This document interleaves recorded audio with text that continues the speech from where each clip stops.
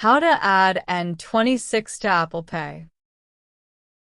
N26 is a German digital bank that offers mobile banking services, including free current accounts, debit cards, money transfers, and premium plans. It operates mainly in Europe, fully licensed, and provides secure. First, download N26 application from Google Play Store or App Store. Then log into your account. Then on home page, click Cards in the bottom right. Now right here I have only one card, which is my virtual card. And now I can click on that virtual card.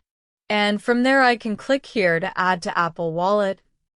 But you just want to click on it right there. And after you have added it, you can then double click to on your card to on and off button. At least that's how it works on iPhone. That's it. Thanks for watching.